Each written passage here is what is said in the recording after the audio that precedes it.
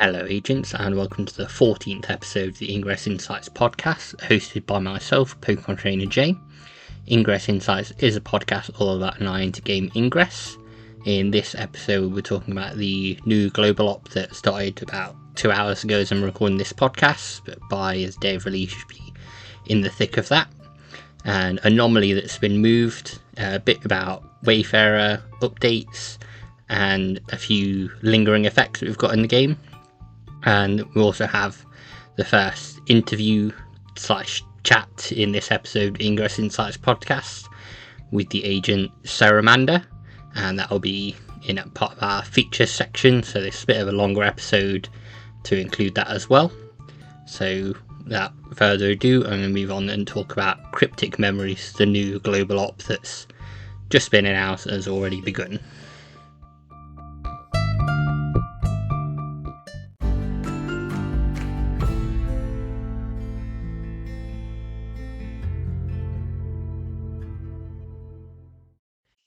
It had been rumoured for a little while that the name of the next anomaly was Cryptic Memories, and that's now been revealed to be correct.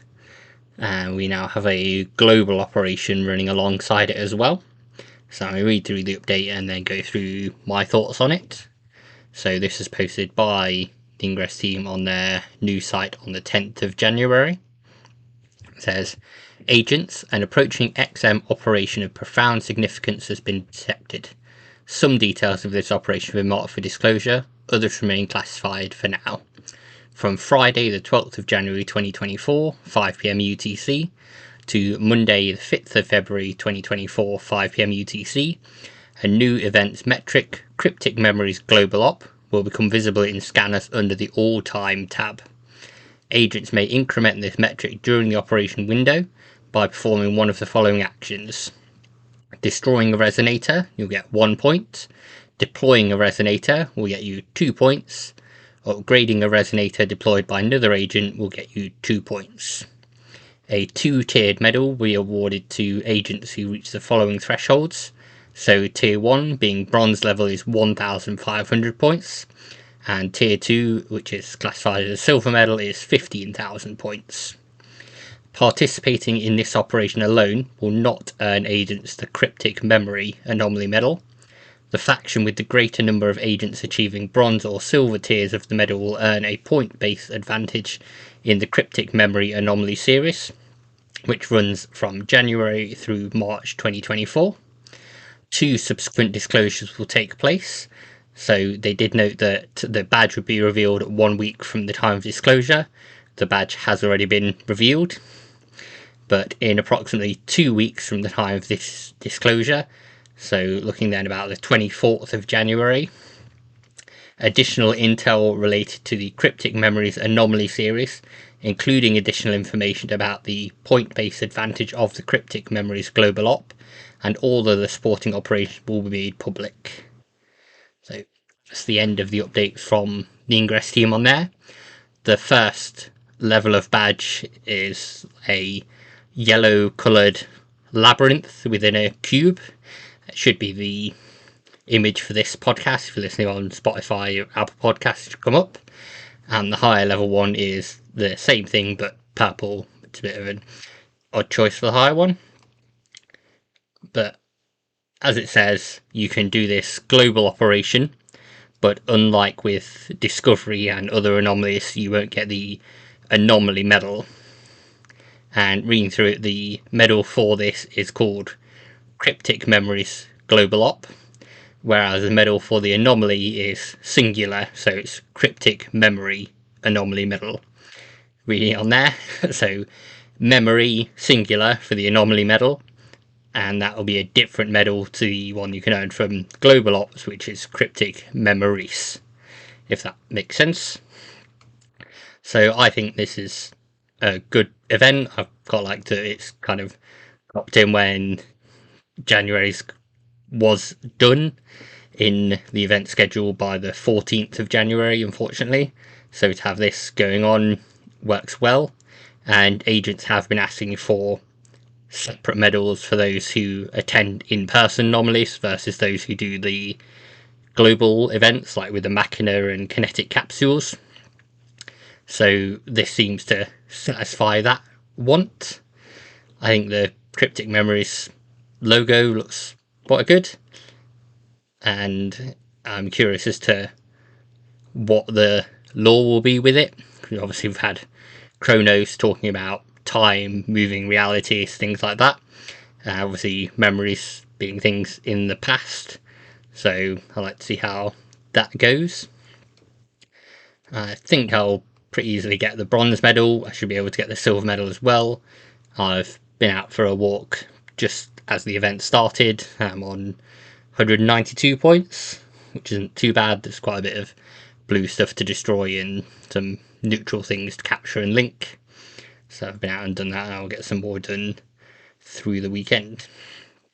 And then just going to move on now, focusing still on anomalies, to talk about the Chicago anomaly that's had an update. Niantic had previously announced that there was an anomaly happening in Chicago on the 18th of May 2024. However, they've now put out an update on the 11th of January, which says, "Agents, thank you for your feedback and patience. After discussing with Faction Points of Contact, we are rescheduling the Chicago anomaly from Saturday, May 18th to Saturday, May 25th, 2024. Please note the Naha anomaly remains scheduled as previously announced, taking place Saturday, May 18th, 2024. So this will be the first time for a little while, as far as I can remember, where the main anomalies are happening on different days. I don't know whether that will affect something on there or change things down the line, but looking around, I could see a few agents said there was some larger events going on which had hiked up hotel prices, unfortunately, and I think the points of contact have been pushing for a date change for a little while by the sounds of it. So they've now managed to get that changed. It's only a week later, and hopefully people haven't made too many plans to travel as yet, or can still cancel them, reschedule them if they need to. But it makes sense to move it if there's larger things going on. It's going to make it more difficult for agents to get out and do that. I'm just going to be in now to remind you about Second Sunday as usual. Month with the podcast releasing on a Sunday. We obviously release a podcast when it's second Sunday, and this is January's second Sunday. And as usual, you can do that from midnight your time to 11:59 p.m. your time. And to earn an increase on your second Sunday medal, you just need to complete any 6 unique Ingress missions. They can be ones you've completed before, but they have to be unique ones. As said, you can't do the same one over and over again. The team have talked about changing this, but until March, completing 6 unique missions remains effective. But we may get an alternate array of challenges in subsequent second Sundays for Q2 and beyond.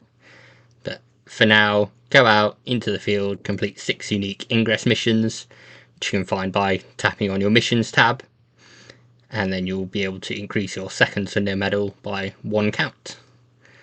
And I'm just going to move on now to some Ingress adjacent news about Wayfarer that some people have noticed, so I thought I'd share a bit more on that. Actually, briefly before I move into Wayfarer, I'm going to interrupt myself and just say that I'm going to link to a Cryptic Memories second Sunday banner that has been created by the agent Medina, and this is pretty quick work from that agent to get a banner all ready to go. But if you do want something ready in your area when the Cryptic Memories anomaly begins, or if you want it for the global ops, that's all there and ready. I'll link it in the show notes and in the description, so you can look at that on the Google Drive and download that and upload it to Mission Creator. Onto the Wayfarer update now.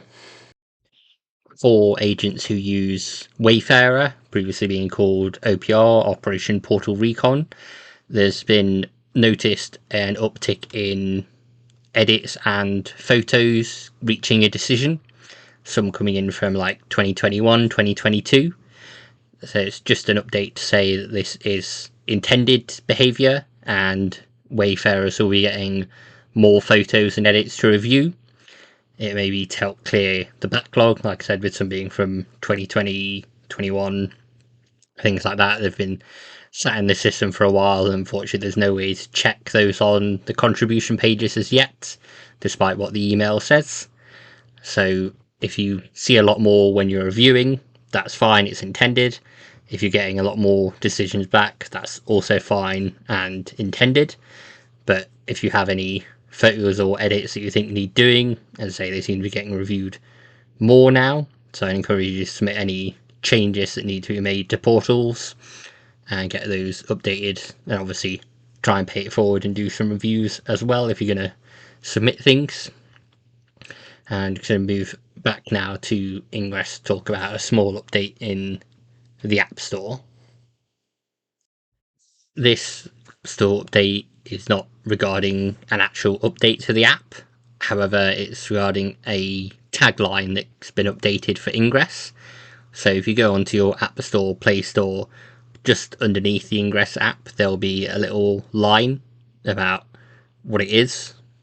And it used to say capture the flag IRL, but this got updated sometime in December, and it now says explore and capture the planet. I don't know if the new one fits better. If I have to explain something really basically about Ingress, I'll go with it's capture the flag and then link the flags together. But explore and capture the planet works very well as a tagline, and trying to get people to get more interested in it, I think. I don't know if there's anything that you think would work better and what we've had for previous taglines. I've not paid that much attention to it myself, but we'll see what works for the Ingress team. And now move on to talk about some lingering effects, is probably the best way of determining it, and discuss some things that are still hanging around that agents expect to have ended by now. With the end of the discovery anomaly on the 18th of December, agents were expecting that the bonus for linking under fields, where links shorter than 8 kilometers in length could be created under fields, would end when that anomaly ended on Monday the 18th of December at 5 PM UTC. However, it's been reported that's still lingering and hanging around and still possible to do. So it's not clear whether that's a new feature, whether it's being turned off at some point, but agents have reported it's still possible to do that. So if you want to do that, you can obviously go out and do it. In addition, the Peace Beacon kinetic capsule recipe is still active. From what we'd read about the efforts going to Hawaii, that was meant to end at the end of December, but we're now here on the 12th of January as I'm recording this, and it's still ongoing, so it's not clear either when that will end. I'm quite happy myself for that one to continue and get more beacons that I can craft in that way. My local resistance agent guessed I had about 50. I was a bit surprised when I told them I had about 110 that I'd been deploying and using up to get through my kinetic capsules. So I say I'm happy for that one to stay around, but at the moment, who knows when they'll end. Enjoy them whilst they're still around. I'm going to move on just to talk about a fan site as well.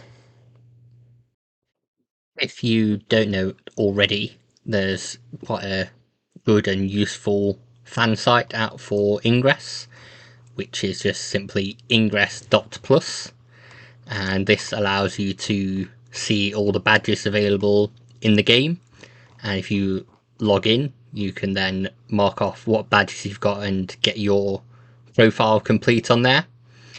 And it's also now home to MediaGress, where agents collect various media that's hacked from portals or given out in codes to see any previous images, and go through all of those details there, even things like the North Star feature little scribble that was a media, things like the chrono stock as well, and previous Ingress First Saturday Media. You can support them by using Ko-fi, which should be useful to do, but at minimum I'd recommend you check out Ingress.plus, mark off the medals you've got, and you can also download high quality images of the medals there if you want to use them in various things. If you, for example, ran an Ingress podcast and wanted to grab the latest anomaly medal, you should go to that website and download it perhaps. But I think that's all we've got on news for now, so I'm going to move on and to our features section. This section at the end will also include the interview with SerAmanda, and just as a heads up, we do go off to some non-Ingress topics. It's just more of a general chat. I'm not going to force people to talk about things they want to, force them to go back to Ingress when the conversation is naturally flowing. So if you're not interested in the non-Ingress chat, that's absolutely fine. But I'll get you on to me talking about year 10 now and my thoughts on that.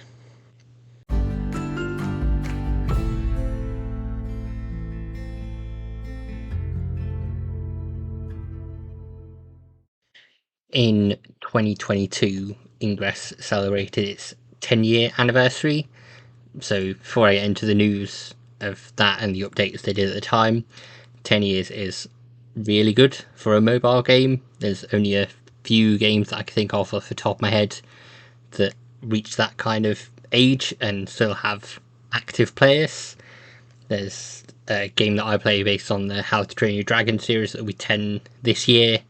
Things like Angry Birds is 15 years old now, so there's not many mobile titles that make it that far.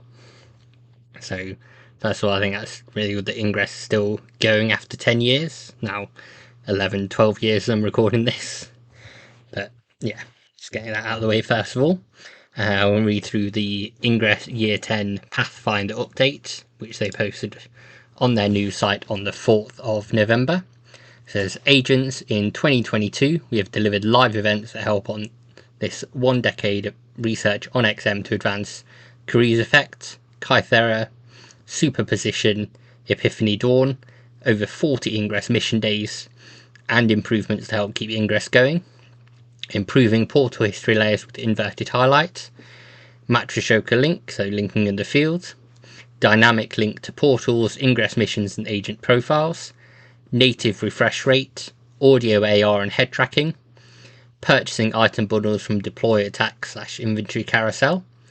Going forward, we have plans to improve agent onboarding, bring back hexathlon in-game, introduce player versus environment PvE gameplay, bring Ingress First Saturday back to the real world, reopen Ingress Mission Day application with improved process. To commemorate Ingress Year 10, the following bonus will be in effect between 10th November 2022, 5pm UTC, and 21st November 2022, 5pm UTC. So, double AP on all actions, double deploy of level 8 resonators, a drone cooldown reduced to 10 minutes, hacks on friendly portals will yield 2 times the amount of building gear, so resonators and power cubes. Hacks on enemy portals will yield 2 times the amount of attack gear, XMPs and Ultra Strikes. Kinetic energy distance for all programs reduced from 8 kilometers to 1 kilometer, and up to 10 total kinetic capsules can be activated in parallel. The Pathfinder Year 10 medal will be awarded to all agents who had more than 0 AP from the Year 9 anniversary, 15th November 2021, through to the end of the Year 10 anniversary celebrations, 21st November 2022. And the medal distributions are the same as Year 9, so Bronze level 3, Silver level 9, Gold level 13, Platinum level 15, Onyx level 16, and Recurse agents get Onyx medals as well. And in the store they had a BOGO Portal Tracker for 4,800 CMU, BOGO Apex for 2,500 CMU.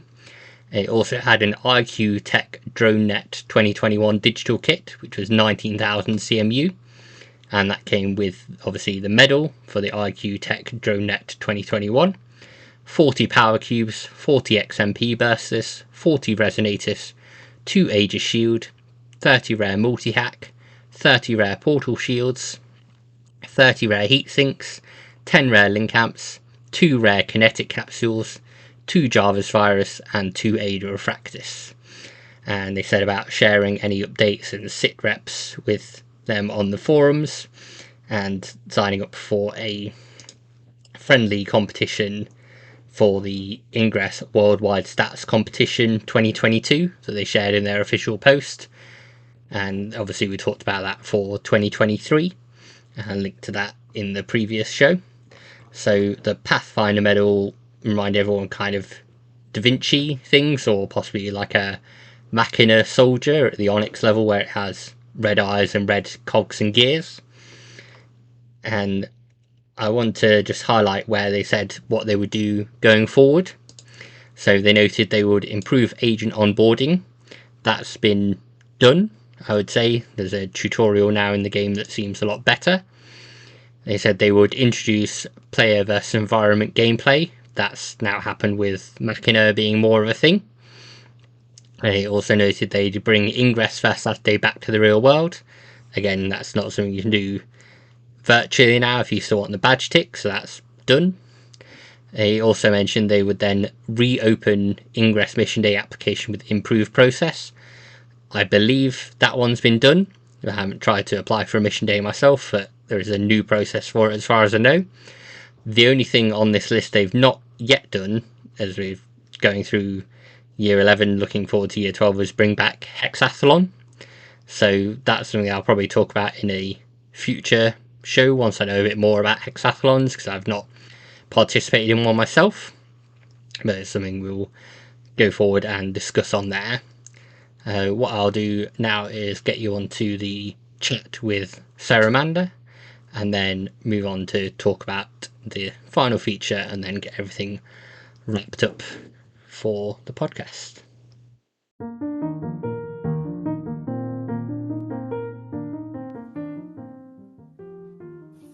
Hello agents, and welcome to a special section of the Ingress Insights podcast where you get to hear a different voice other than my own, where I talk to agents about their experiences with the game, what kind of things they're looking forward to.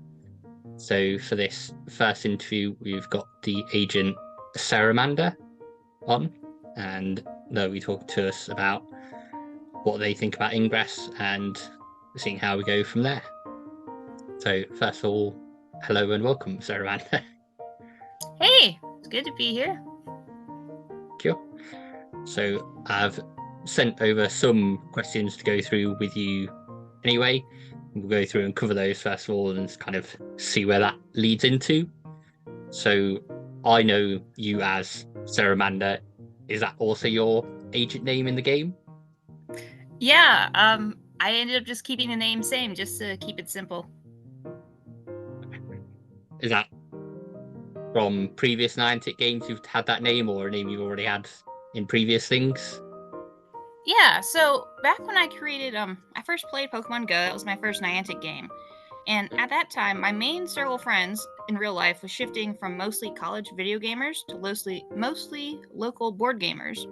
I played some games with them online, and I was so relieved that a lot of them used some variation of first name dot last name as their online name, because that way I only had to learn one name per person. So I was starting to use some variation of my actual name in my online names. So that's why I have Amanda in my name, and because my name is actually Amanda. And but that name's already taken, of course, so I had to add something. At the time, I was reading Game of Thrones, and there's a Lady Knight character in there, so that's where the Sarah came from.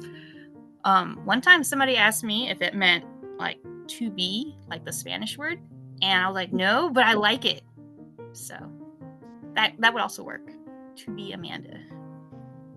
Oh, makes sense. And are you Resistance or Enlightened at the moment? Yeah, my favorite color is blue, so I chose Resistance. Very much same thing as I went for Enlightened. I was like, yep, green, I'll be the green team. Is it something you considered changing if you recast, or are you staying blue for good? I've kind of thought about it because a lot of the people locally that I chat with happen to also be enlightened. but I don't actually see them regularly enough. But I think, maybe I'll just sit on 16, and if the reason makes sense, I can recurse to green, and then I can power my way back up as quickly as possible to 16 to recurse again back to blue. Yeah, I know quite a few people that do that and blast through those levels pretty quickly. I've only recursed once myself and stayed green, so I don't know for next time. It'll probably be middle of this year when that happens. See there. And obviously for Ingress, we've just got to the end of the Kronos event, which had a badge. Got to the end of the first Saturday event, which is today. Is there a particular badge that you're most proud of earning, or one that you enjoy getting higher tiers on? Probably the OPR live badge, because I had to be very intentional to get that one. Out of nowhere, it was like, well, I mean, you kind of knew it would come, but it was almost out of nowhere. You have 7 days to do 500 reviews, and if you do it, you get a badge. And I don't, it was holiday time. I don't know if I would have pushed through otherwise. No, I think it was a good incentive for people, especially I think the last few Wayfarer challenges was more Pokemon Go players than Ingress players. So I think this spurred on a lot of Ingress players to go off, do the challenge, do 500 and get the badge. So it's good. And then obviously in Ingress there's a lot of lore. I admittedly don't know it all, and lots of characters. Have you got a favourite piece of lore or favourite character that's featured on badges and things? So I'm not familiar with pretty much most of the lore and characters, but I have to say that Toast is fabulous. And when you mentioned that the 2024 badge had Toast on it, I was like, I have to buy that. So I ran over to the shop to get it. Yeah, no, I quite like the Toast. It's been a while since we've had the Toast glyphs and things like that. I liked when we had that event and Toast Week. So I think the team done pretty well to get events and badges out of what was probably an error about the Toast notification many years ago. So thinking as well about like something you might want in Ingress, if there was a hypothetical Ingress genie that said you could have one Ingress related wish, what would it be? I would want more key lockers because that's my most favorite thing to do. I like to just collect keys, souvenir keys, things I submitted into the game, and so someday I'm gonna be desperate. I don't know what I'll do when that happens. I assume you have 6 key lockers that are all full. Then in that Oh case, yeah, that is the best investment I've made.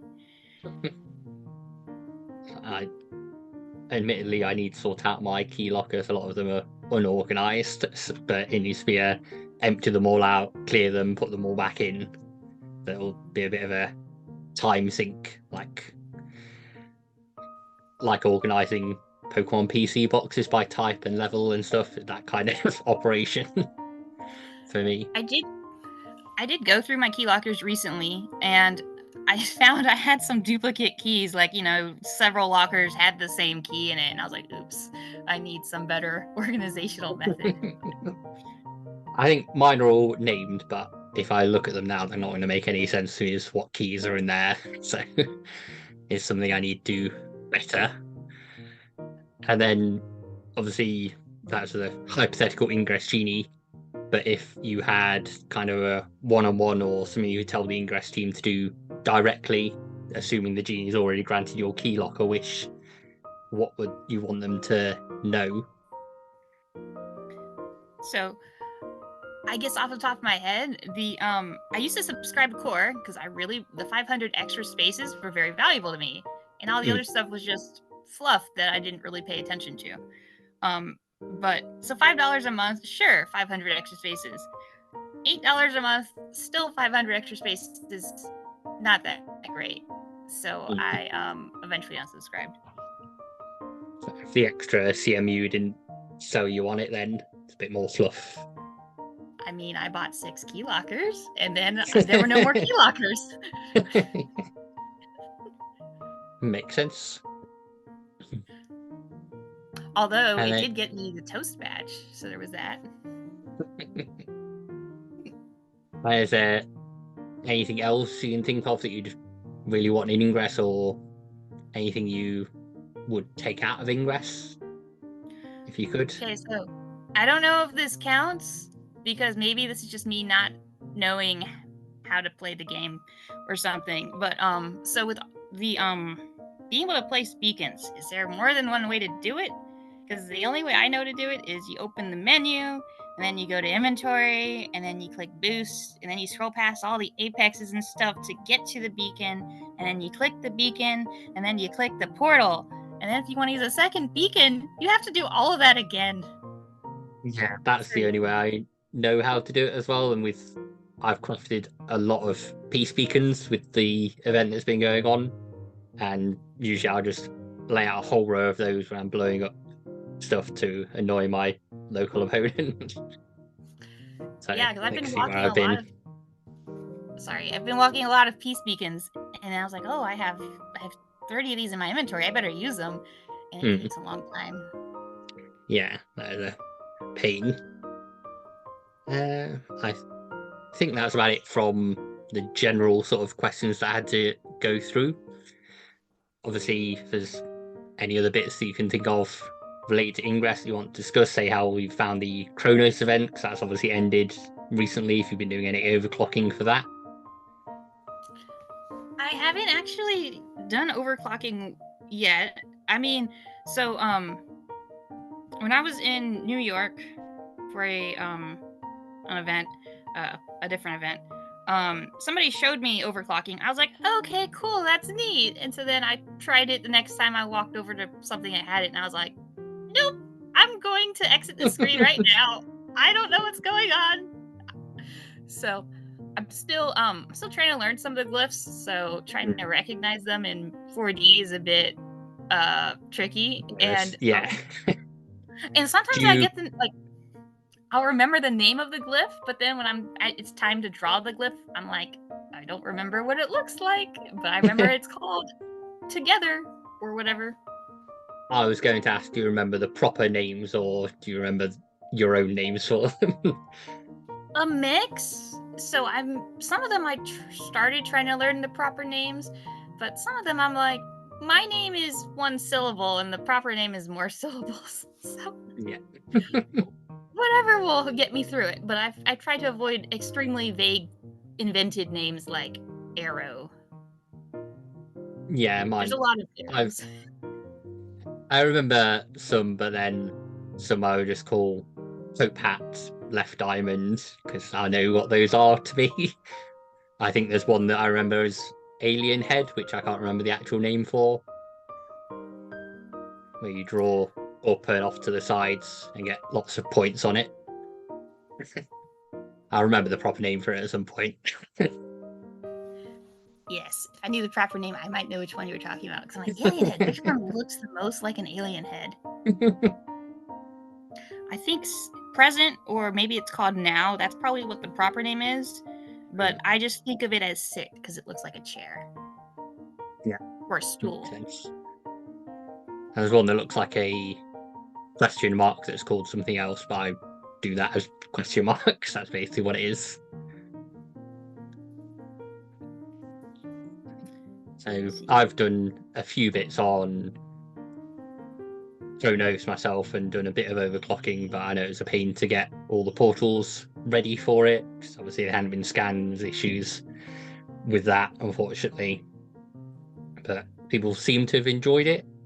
But then, unfortunately, after the 14th of this month, that's all the Ingress events done for the month. I know you play Pokemon Go and Pikmin a fair bit, as do I, where there's events going on throughout the month. So Ingress always feels a bit sidelined on that when the events end abruptly after second Sunday, and that's it. There's actually a fourth game. I also play a lot of Monster Hunter now, so I'm trying to play 4 games at the same time. If I'm with other people, I'm like, just be sorry, I need a moment. I'm trying to play 4 games. I don't know if I recommend that. And I'll switch between them. I'm also guilty of that. Go out on a Pokemon walk. I'll do reach the showcase, do Ingress on the way back, and intermix it with Monster Hunter as well. Pick up from various bits and try and paintball things to then do with other people later. So, and then Pikmin's planting flowers in the background as well, if I remember before I started off. If I don't get a text from my group to say, please plant flowers, I can see you're on a walk. I do usually try and remember.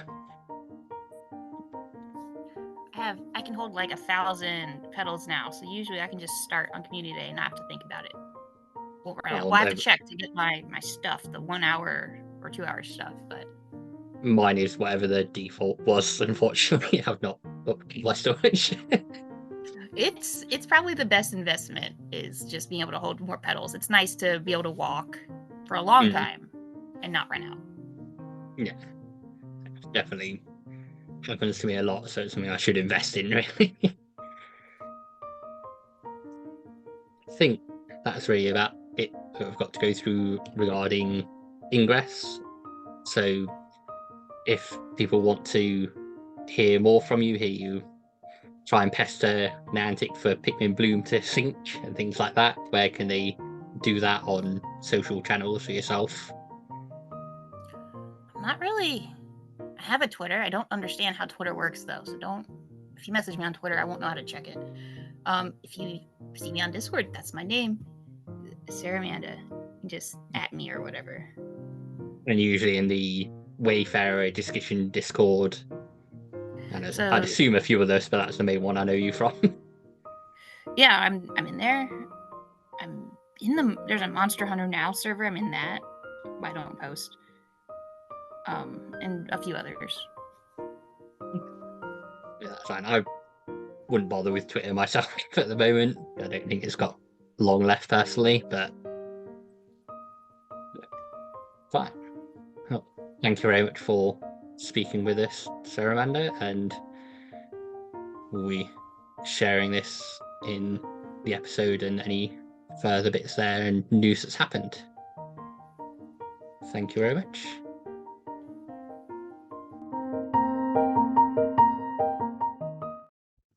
For the feature for this podcast, I'm going to talk about recharging and mostly focusing on remotely recharging. So in Ingress, you can recharge a portal's resonators if they're running low and they're your own colour. If you're stood on the portal, you can do that in range of the portal. You can tap, choose to recharge. People used to do something called tap recharging to get more AP, but with changes to the AP that you now get from recharging, so you either just charge them all at once and get the AP that way and get everything recharged. You need enough XM on your bar to be able to recharge that, so you may need to use a hypercube to recharge, for example, level 8 portal with a lot of resonators on. But as well as doing that, if you're not within range of a portal, you're able to remotely recharge a portal by using a portal key from your inventory. So to do that, you just need to locate the portal key. If it's in a capsule, it needs to come out of the capsule or key locker that it's in. And you can then tap on the portal. Same thing, it has to be your colour and need recharging, so the resonators are running low, and then you'd act as if you're within range of that portal. You tap the key, it would take you to the portal, and from there you can tap charge from the options. The reason this is quite a popular thing is that in previous anomalies, agents were able to gain the anomaly medal by tapping to recharge a portal, even if they weren't in that area, and they would still earn the badge.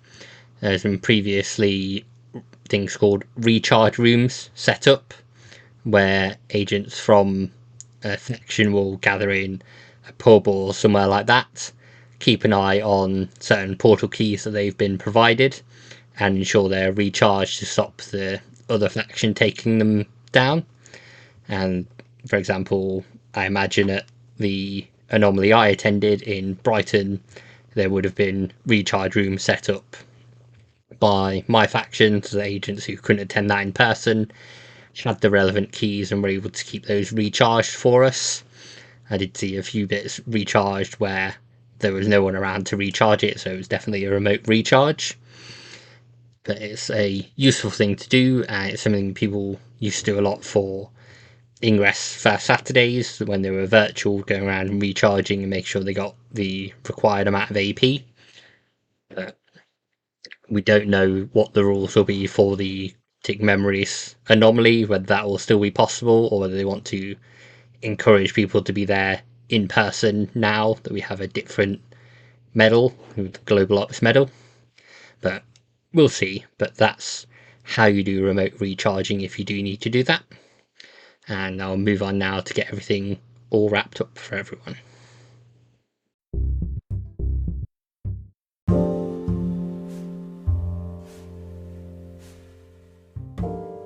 Thank you, agents, for listening to the 14th episode of the Ingress Insights podcast, and one with our first interview on there.